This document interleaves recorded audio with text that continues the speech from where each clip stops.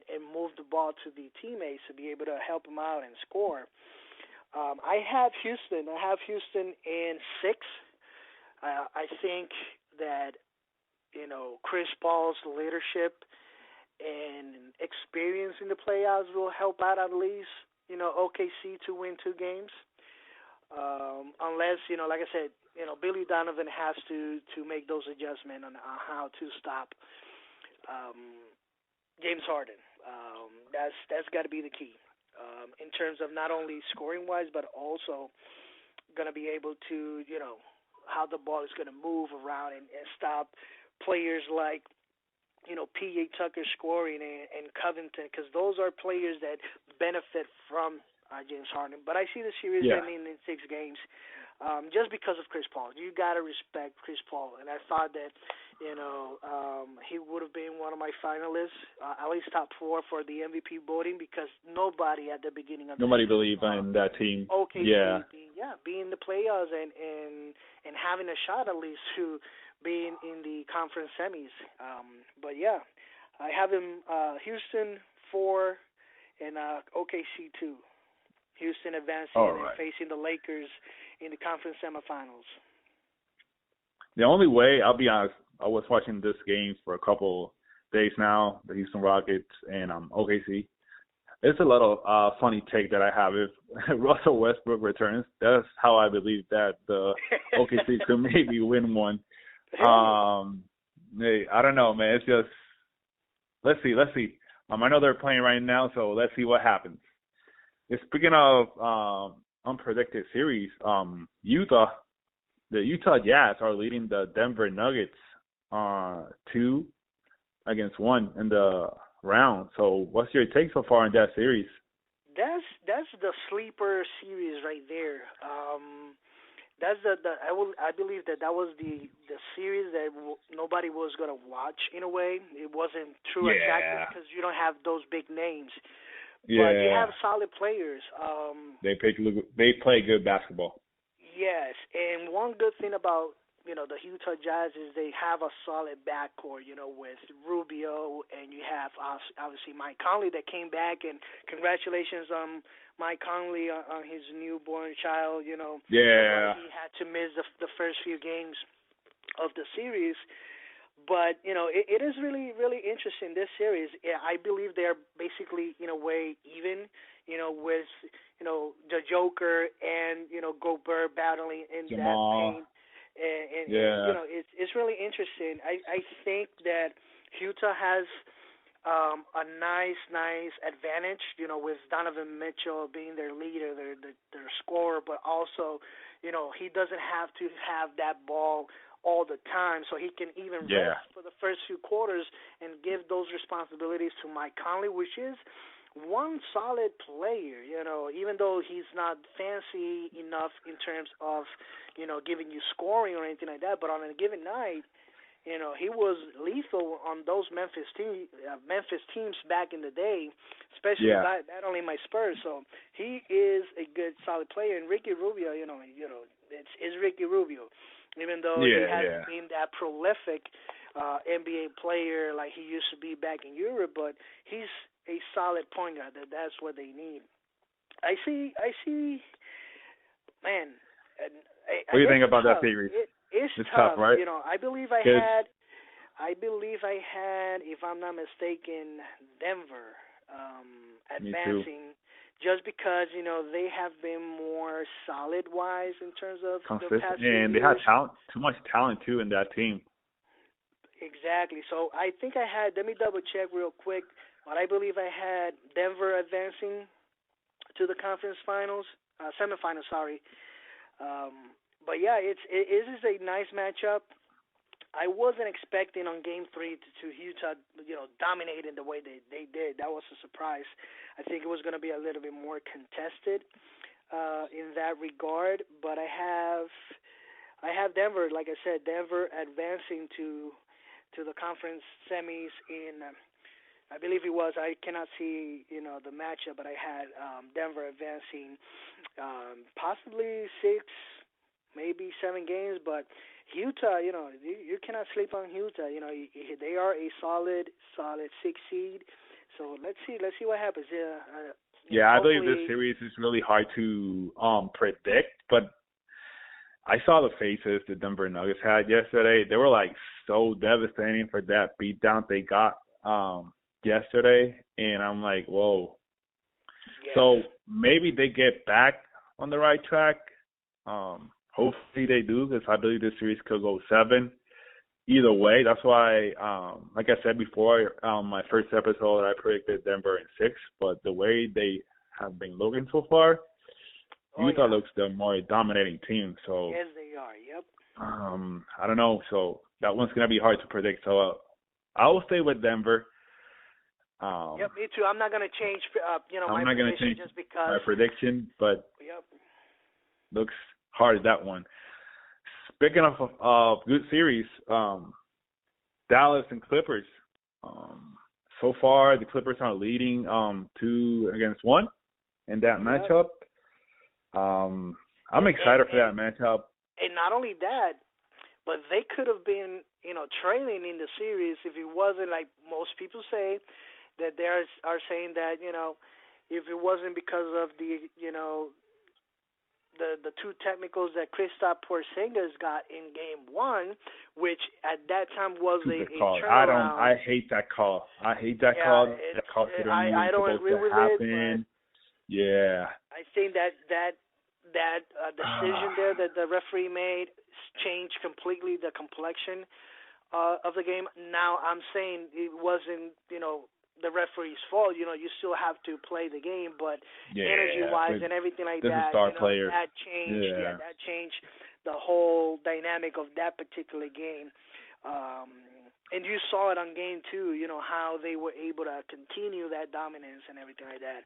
I have the Clippers winning in 6. Now, as the series is going, I won't be surprised as well if it goes They go 7 games. 7. Dallas is really talented. You have Yeah. Hardaway Offensive Jr., you wise. have obviously Doncic, Kristaps Porzingis, which in my opinion in this particular series is going to be key for at least Dallas, pushing that series to the maximum or even winning the game because he's been dominant and he showed that his presence, affects. So let's see. But Clippers wise, that team that they have you know, put together for the bubble, they haven't been together for a long time. You have Marcus Morris, in play as well. Recently. And all, Yeah. exactly. I So believe they don't have a lot of chemistry together. That's not at all. But with that being said, if the Clippers are able, which I think they will, win the series, they have an easier path than the Lakers, Yeah, which I have agree. both of my teams for the conference finals. I have the Lakers and the Clippers meeting. But in terms of that particular series, I have is I have the Clippers in 6. There's too much star power, but Paul George has to be Like they the call him regular playoff season P, man. Paul George. He's getting so Yes, much, man. so He's much been criticism right now. too not too passive, not assertive, especially on that game too. Yes, you have to continue playing your game and everything like that, but at some point you have to change the way that you are going to be attacking the game. You got to be able to move the ball, attack. If you're not hitting from downtown, you got to be able. I'll be honest with you. The Clippers can't guard the Dallas Mavericks at all. They cannot guard that team. And that's surprising for being a team that has so many like defensive players like Paul George, Kawhi, Trez. How many defensive players, and they still can stop the Dallas Mavericks. That's why I'm like, it's an effort. It's more about effort or mindset sometimes. Chemistry. It's weird, but again, it is weird. It is weird. It's not the especially with Kawhi. It's really weird seeing him, and you notice it that at least in this bubble he hasn't been really comfortable playing itself. I have noticed that it's not the Kawhi Leonard that we saw at least last year playing with the Toronto Raptors, where there wasn't this great expectation when he was playing with the Toronto Raptors, and look what they did. They were able to win the championship. But this season with the Clippers, with Paul George being there, with the talent that they have in the supporting cast, now you see a little bit difference in Kawhi Leonard. Now you see the pressure a little bit, getting to him, where he's being a little bit more passive, a little bit more like unsecure on things that you have to say. And I cannot get out of my mind that first game they played with the Lakers, especially that last moment when LeBron was guarding Kawhi, the face of, in a way, of fear or panic that he had when LeBron James was guarding him. So it's really interesting how they are going to, chemistry-wise, they're going to prepare themselves and move forward with the series. But as so far, they have to play, intensity. This game 3, the Clippers had that's the point like, right there. It's all about, that's correct. It's all about the mindset of the Clippers is always I just want to beat the Lakers. That's the only thing they care. But they already know they have to play many teams before they get there. So. But that's see, also a problem, and I'm glad that you said it, Ricky. I think that they're so focused on beating the Lakers and being that top team that they are forgetting that to be at the conference finals facing the Lakers, they got to go through 2 other teams in order to get to the Lakers. And you cannot think ahead, especially in the playoffs, especially on this situation that they're in the bubble, where it's neutral site, anybody can beat anybody. You saw it in the 8 games leading to the playoffs, So that's what's worrying me, that they, like you said, Ricky, and I think that's a good take. They're thinking probably way ahead, getting themselves how they can beat the Lakers or anything like that. That they're forgetting that they gotta get through 2 teams, at least, possibly 14 games. If they go to the maximum with the Mavericks, whoever wins the series of Denver and Utah before they get to the Lakers. So they got to focus on the Dallas Mavericks, because if not, they could be way early. And I know I predicted the Clippers on 6 too as well. I think the series could go 7. I believe it could go 7. And I'm rooting for the Mavericks. I'll be honest with you. Let's go to the East. Let's go to the East on our quick takes. So far, Milwaukee just beat down the Orlando Magic today. The series, they're leading right now 2-1.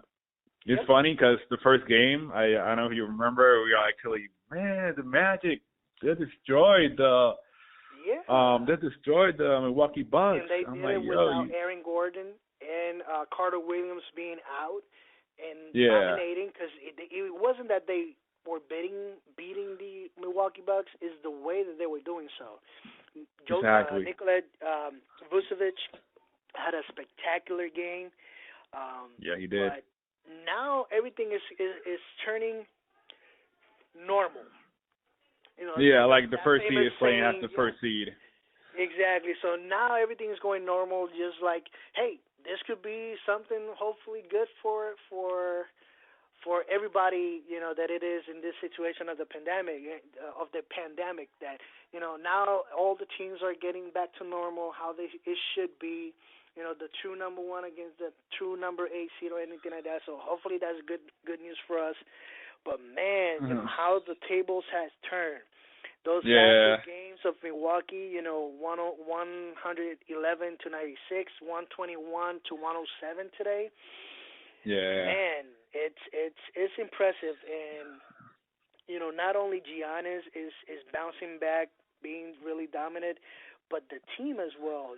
Now they're starting to, play like they get back to their ways, getting back to their ways. Exactly. Yes. Having Middleton, which is with 17 points, Brook Lopez with 16. You have Eric Bledsoe with 14, and then you have everybody else chiming in. So it's interesting, because most fans and analysts are picking the Bucks to be in the finals.